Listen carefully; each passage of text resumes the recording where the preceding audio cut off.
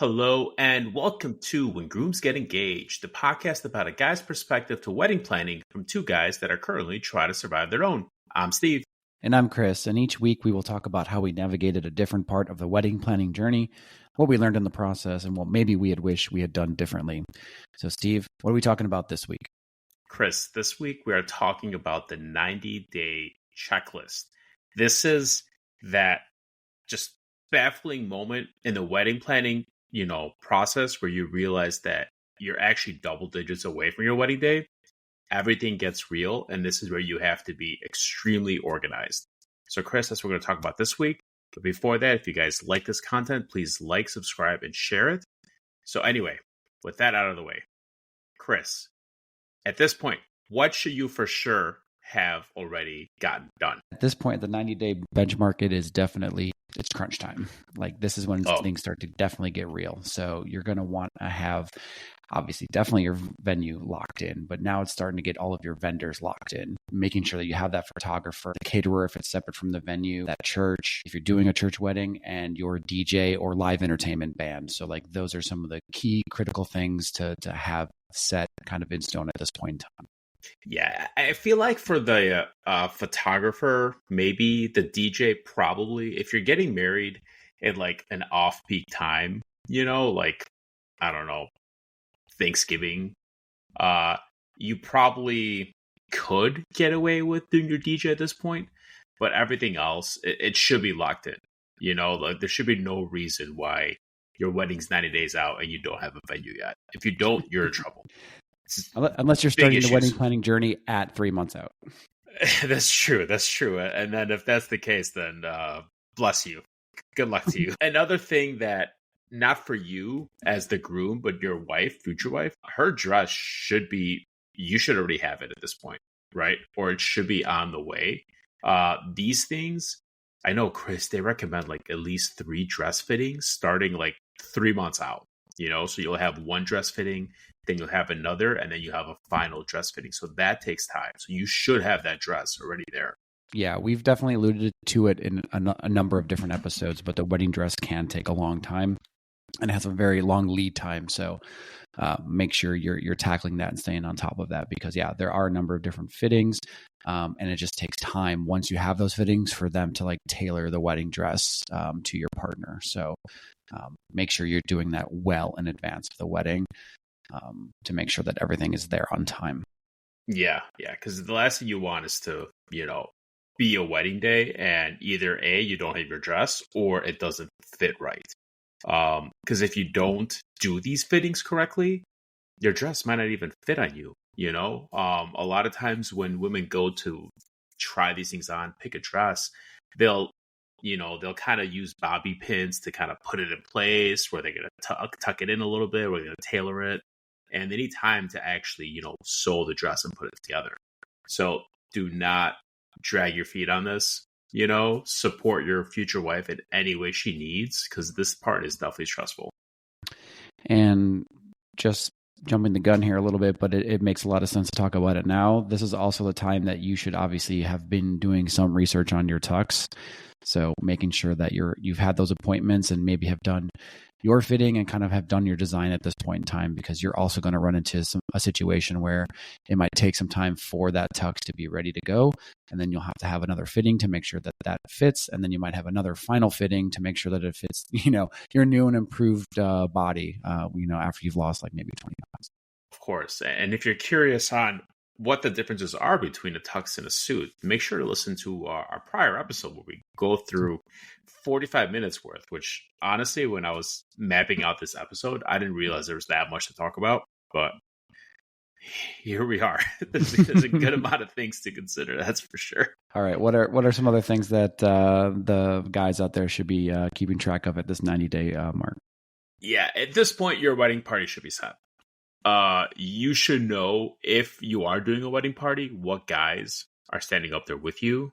You should have a best man, and there should be no ambiguity, at this point, because these guys also need to get their stuff in line. They need to get their suits, they need to figure out their plans for any sort of wedding related events.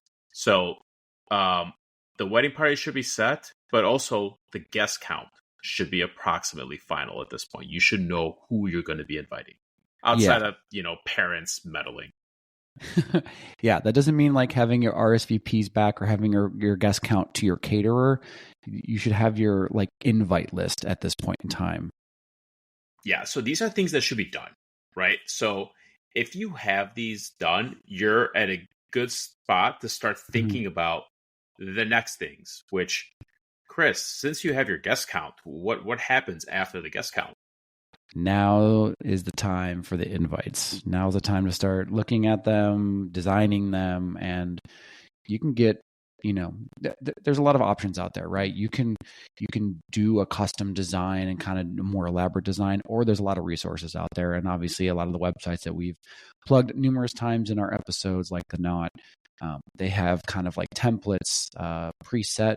You can also match the style of the whatever your website theme is if you're using them to match your invites. And so a lot of great resources out there, a lot of great templates to use if you kind of want to keep it basic. But you can dust off those Adobe Photoshop skills and start generating some AI images and logos and everything, and getting kind of really do a deep dive into the invite design process. So it just kind of depends on how much time you want to spend on that. Steve, what did you do for your invites? Chris, we talked about this. My invites came from Greece. They were huge, very, very difficult to mail. It's when Sorry dealing to bring up with a sore subject. I know, right? When dealing with vendors that are overseas, make sure to always convert centimeters to inches, because while you think that something is a standard size, in Europe, it's very different than it is in America. So make sure to do that conversion. How long did that design process? Can you remind everybody? Yeah, so to give you an idea, the design process went through at least 3 different iterations. So from talking to 2 different designers, telling them what we want, getting back the first drafts of everything, and kind of going back and forth with them to finally getting the invites, it probably took us at least a month and a half, start to end. So if you are planning on doing custom made invites in this way, this should have been done before the 90-day check mark, right? Yep. At 90 days, these should start going out, Exactly. But like you mentioned, something on the Knot, Zola, or what's the other registry? Minted? Is that another one? Yep. They have templates. You can design one in a night. But this is also presuming that people already got RSVP, so that they know that they are invited to the wedding. But at this point, actual wedding invites should be going out to people. Yeah, and also, again, you can start on this a little bit earlier if you need to get RSVPs, in sooner. You can be ahead of the game, but at this point in time, they should definitely be going. They should be almost going out or have gone out at that 90-day mark. So just make sure you're factoring in that design time, maybe at the 120 day mark instead of the 90-day mark. Yeah, and there's nothing wrong with doing this earlier. It's just knowing that at this point, like, these need to go out. You really don't have time. And I know we already talked about it, right, with your wife's dress. Like, at this point, once all her decisions are made for the dress, you need to start, narrowing down on your tux versus your suit. Because if you do made to measure, that's a minimum 4 weeks, right? Tackle on any sort of, refittings or adjustments, that you're at 6 weeks. And then if you're like me, Chris, and I'm assuming like you as well, the Reddit rabbit hole is at least another week. You have to read every single thread about every single thing. Men's fashion is a thing. And then going along with that, we mentioned it also then with the dress, also the tux and suit. And this would be kind of a good point to discuss any change of outfits. So, sometimes you may want a different jacket or a different outfit change. And also your partner might want a different outfit change later in the evening, as kind of like a surprise, or just maybe something that's a little bit more relaxed and easier to dance in. So this would also be the right time to kind of discuss whether you're doing an outfit change maybe later in the evening, and then kind of coordinate what that's going to look like with each other. So Chris, during the summer, not to toot my own horn, but I got my fair share of compliments on the fashion that was on display. And listen, Fashion Steve only comes out for big events like weddings. He's retired. He's a married man now. He's happy. But let me give you some advice. go on TikTok. Honestly, there are a lot of like good pages where guys will like showcase outfit ideas, and just seeing pictures isn't enough, right? It's good to see like someone wear it. And for the longest time, girls have been doing this. You know, they've been following other girls who like have cute dresses or whatever they want to do, and guys have it. Like, no harm in doing it. You know, like freaking follow pages either on TikTok, Instagram, whatever the case may be, that like, you know, fashion forward, so you can get an idea of what to dress, you know, what to wear. And these things don't have to be expensive. Like Abercrombie and Fitch is in this year, and that's not too bad. Like it's not going to break the bank, and you'll look good, especially if you want to do something that's like, you know, more summery, more beachy. They got some good stuff. So follow those pages to give you an idea of what you may want to wear. Wedding TikTok is a lifesaver. I definitely recommend starting to look at that at wedding Instagram. There's just so many different ideas and little things that you can get inspiration from. So even if you don't incorporate the full idea, it can give you inspiration for something else. There's a lot of cool little things that you can pick up there. A lot of them, I would say, also have to do with like photography and how to like pose with your partner in different ways that, you know, will make the photographs like stand out and pop. So like those were some of like the most critical pieces of information that I gleaned from like wedding Instagram besides the fashion. Chris, that's actually such an amazing point. There is a way to take pictures, right? Or at least a way to make you look better. And this information is out there. It's good to have. I've looked it up in the past.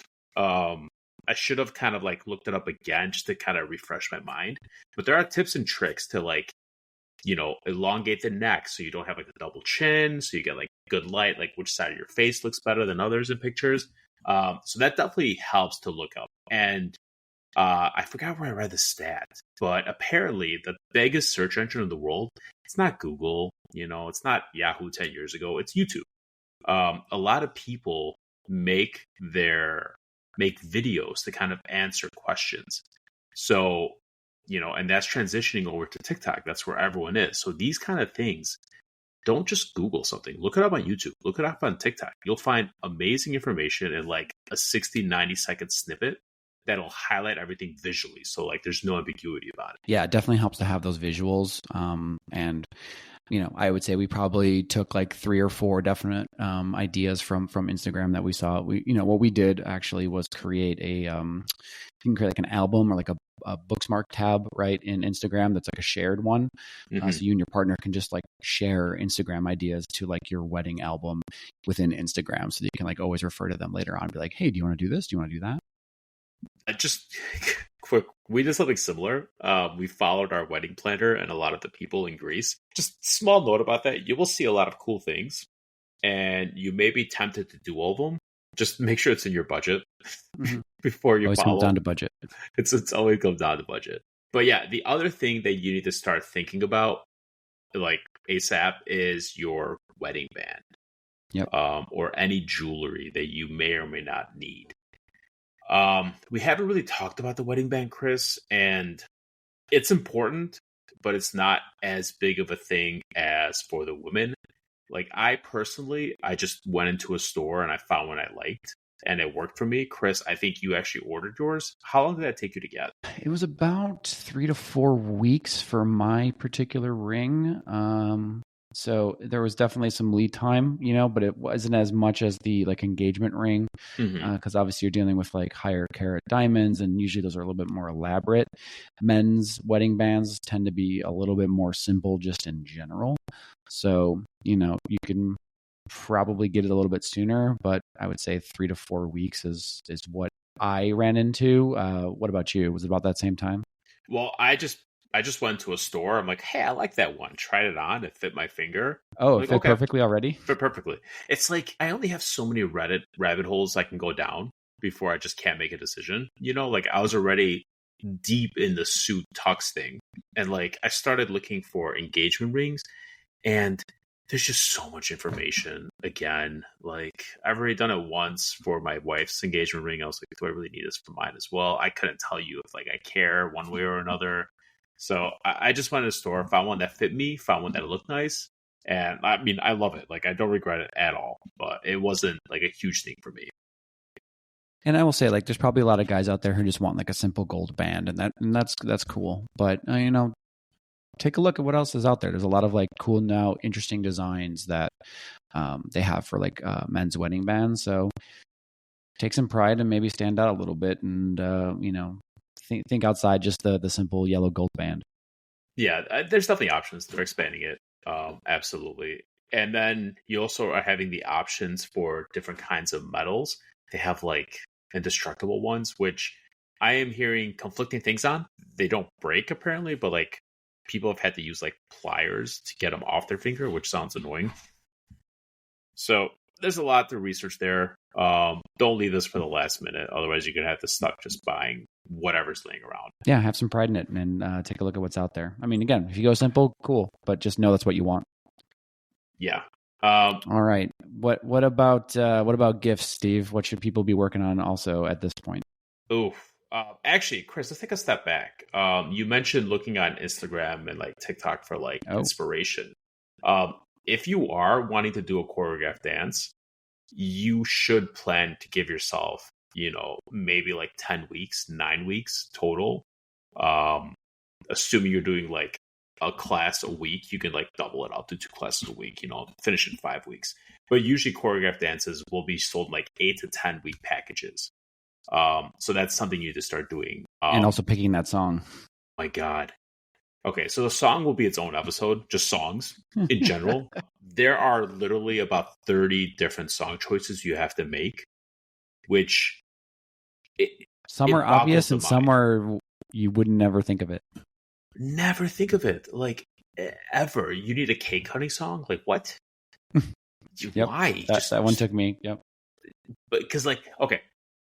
Side note, tangent. The cake cutting song, it's like there are like 2 songs that are very obvious for the cake cutting. And at some point, you have to kind of tell your brain, be like, do I want to be unique and creative? Or do I just want to check this one off the list?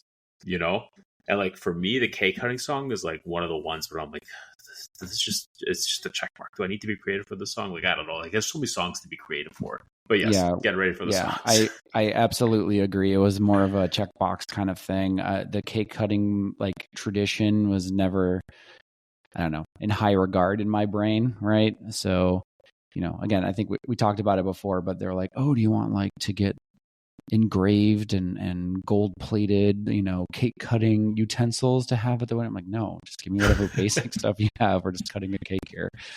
It was just kind of one of those things to kind of do as part of a traditional like Western wedding, but at the end of the day, it was just checking a box. So we just did "Sugar" by Maroon 5, a very obvious song. Yeah, the classics. Oh man, let's see, Chris. Also, you're gonna want to, well, maybe not you, but your wife will want to book hair and makeup trials to figure out their vendors. I know for us, we actually did it way in advance, right? Because we were in Greece in October, like 7-8 months before our wedding. And we're not going to really come back anytime soon. So we did it then. So you can kind of book this before, right? Or you can start, you need to start booking it now if it's something you're going to do, especially if you have a big bridal party. So you might need to get 2 or 3 girls, for the hair and makeup. Yeah. And what we talked about before too is you can try to double dip. So you can try to maybe set these hair and makeup trials a little bit earlier in the process, and then you're maybe able to use that makeup trial hair and makeup that your partner gets for your engagement shoot. So kind of think about that, but you should be definitely having this kind of like lockdown at this point in time. Yeah. And then with all the people things, you need to double check on each one of them. So this is when you're going to want to contact all the vendors that you've booked already and make sure that they're on the same page. Make sure that there's no issues that have come up, because presumably you booked the big vendors, right? Your venue, your caterer, your photographer 5-6 months ago, probably. Who knows what might have happened? Who knows what kind of office issue and like someone threw out an invoice that all of a sudden is lost and you have no way of resolving it, like they have no idea. I would double check with all your vendors now to make sure that they're all on the same page still. Yeah, it's definitely a good check-in period. Just making sure that also like your vision is still the same, right? actually now we're thinking about doing this instead of that. And it's just like a good check-in time, because, things might have changed from when you were maybe a year to 9 months out to now being 3 months out. Like there might have been a lot of design changes that may or may not have been communicated to them. So making sure, again, just getting everyone on the same page at this point in time is critically important. Your wedding planner, if you've hired one, should be doing a lot of this legwork for you. But just making sure you're checking in with them also, that they've checked in with all the vendors on any changes, and making sure everyone's up to speed is going to be it's going to save you a lot of headaches down the road if you're doing it at this point in time. Yeah, I actually have a funny story about this. Remember I told you that my wife did her hair and makeup trial in Greece in like October. Mm-hmm. So come, I don't know, May maybe. So our wedding's in July. I want to say like April or May. Her hair and makeup lady calls her or texts her, and she's like, "Hey, by the way, I'm pregnant. I'm not going to be able to be your hair and makeup person come your wedding day." And it's like that just starts the whole thing all over again. It's like, oh my God, now I got to find a new person. So like, especially if you're, dealing with like women vendors a year out, like so these things could happen. They could be pregnant and then they can't, do whatever, like thing was supposed to happen. So you do have to check in and see like these things do happen, or someone could move, whole different state. So all of a sudden they're not available. You never know because you're booking these things out a year in advance. So definitely check in with them. You don't want to find this out the day before your wedding. Reconfirm your wedding date with them. Make sure it's circled on their calendars, that sort of thing. Yeah, exactly. And Chris, like you mentioned with your, if you have a coordinator, month out planner, if you have any of these non-full service vendors that kind of kick in at a certain date, this is, hash it out with them. The people that are like week of planners, usually they'll start like reaching out to you maybe, two-ish months before the event, and like start getting a lay of the land. So it doesn't help to kind of reach out to them first to make sure, again, they know what they need to do. Great. Who else should you be meeting with at this 90-day mark? If you have an officiant, what you need to start meeting with them, because there's going to be a speech, and you can make this as cookie cutter as you want or as personalized as you want. Obviously, the more personalized, the more time it needs. So the earlier to start meeting with this person. Yeah, this was definitely the mark when we had already obviously asked our officiant to assume the role and kind of do something slightly customized. We gave them a few templates that we had kind of thought were good frameworks to start from, but they need time to craft, that speech and crafting the vows and your story. So making sure you're meeting with them, and also you should probably meet with him or her one-on-one instead of as a couple. To make sure like you're hearing like specific stories about the other partner that they could potentially share, and just kind of like again, this is just kind of like a formulating, brainstorming kind of session to get the ball rolling, and also just making sure that they're on track with writing their speeches, right? You don't want them to be ill prepared the day of. This is going to be a special moment, a big day for you, and you want to make sure that they're taking it seriously. So a good time to meet with them to make sure that your vision is executed. Speaking of vision being executed, being prepared. Chris, if you're doing vows, this is maybe a good time to start at least thinking about them. Kind of, you don't necessarily have to start writing something down at this point, but like, in the back of your head, like think about what you may or may not want to say. Yeah. So we had a couple of different weddings this year that have done it, slightly differently, and different lengths. So I think breaking news, we are now, I am now a married man at this point in time. I have joined your ranks. What? Spoiler alert. Right. Yeah, I know. Right.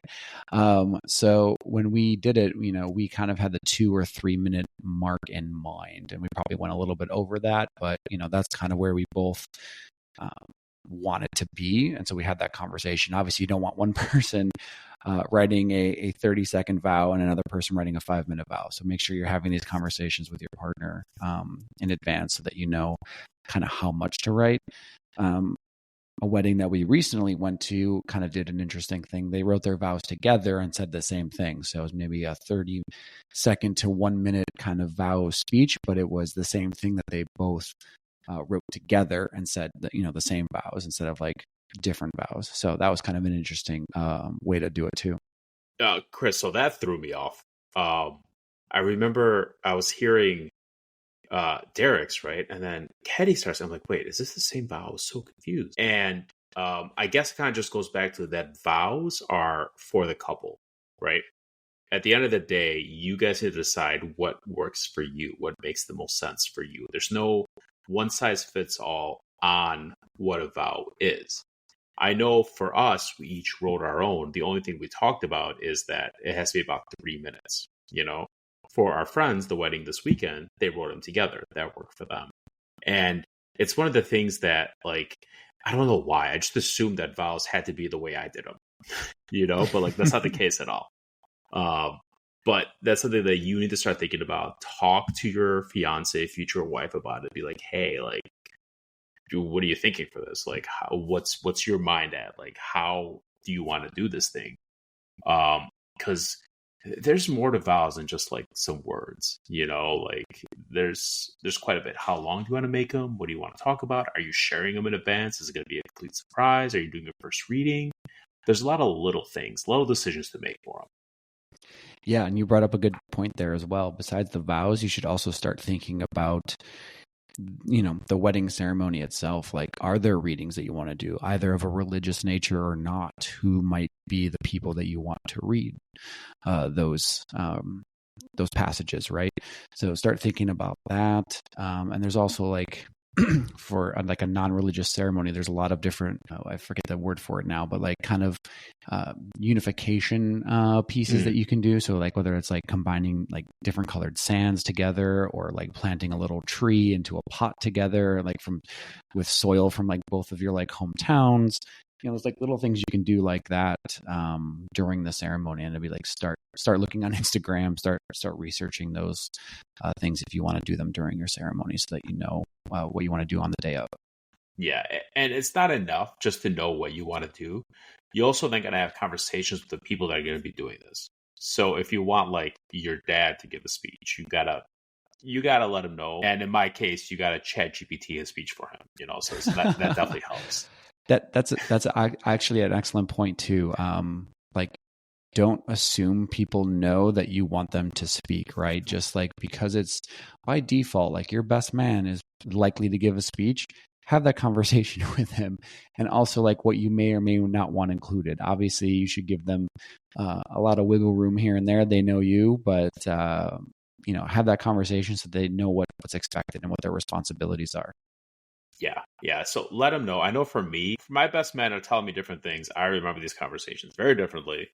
I'm pretty sure we all went to dinner and I'm like, hey, so you guys are going to give speeches, right? About 3 minutes. And then I find out 3 days before the wedding that they had no idea they need to give speeches. Oh my God. Which, you know, who do you believe? Conflicting reports, water on the bridge. But, How much alcohol was being consumed at the time? Yeah, right. But, you know, they killed it. So it was great. But yeah, let people know who you want to give speeches, what to expect. And also, I can't stress this enough. If you're going to have someone give speeches, don't give them an outline, but be like a timeline, you know, 3 minutes, 5 minutes, no more than X amount of time. Because you don't want to spend an hour just listening to people talk, because your guest will tune out.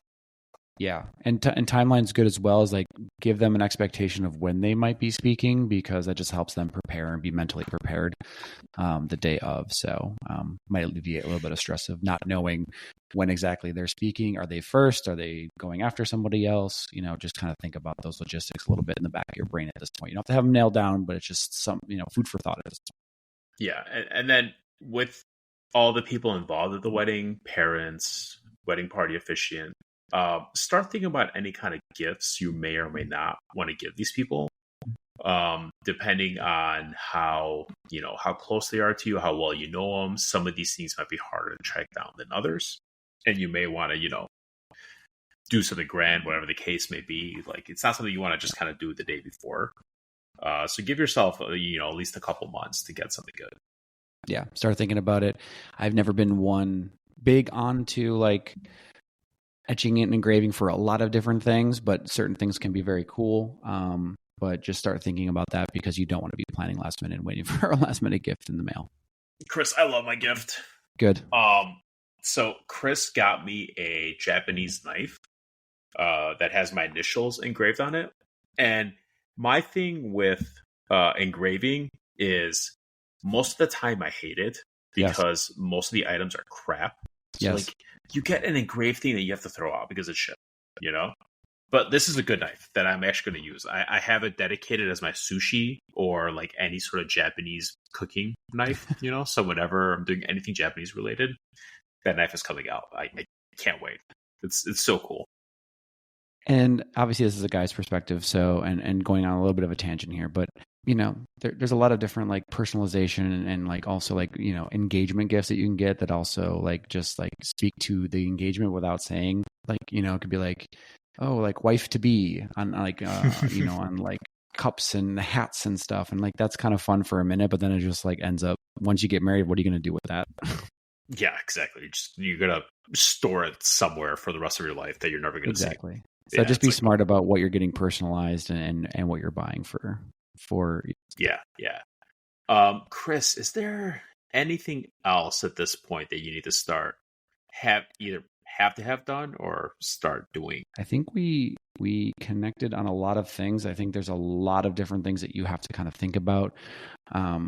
One other thing I would consider tackling at this point is thinking about any transportation that you might need to schedule for people. Are you having a shuttle bus? Are you not? How far people are away? Any of those like minute details, just start thinking about at this point in time as well.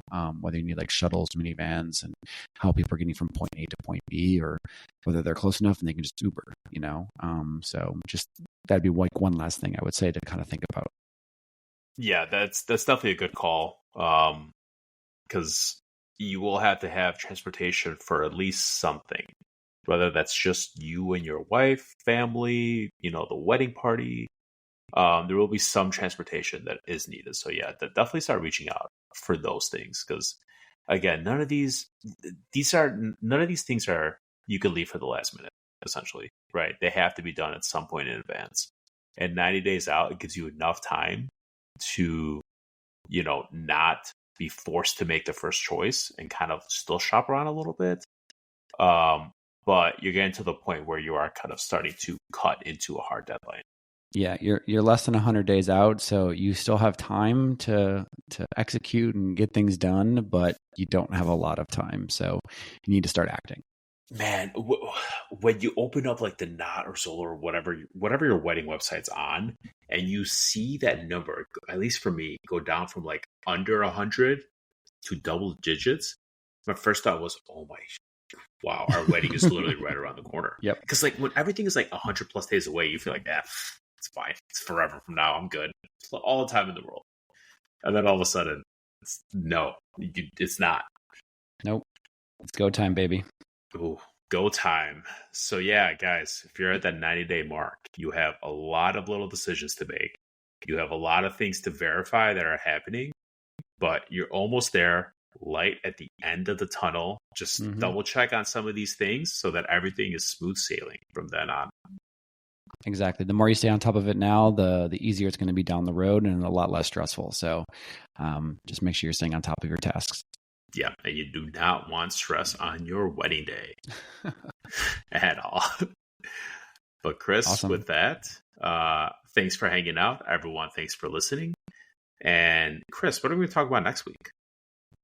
Thanks, everybody, for listening. Next week, we are going to be talking about, let me take a look here, wedding gifts and the registry. So Stay tuned for that one. A lot of interesting ideas to talk about for that. There's more than you would think, surprisingly. All right, everybody. Thanks for listening, and we'll see you next episode. All right. Bye, Chris. Bye.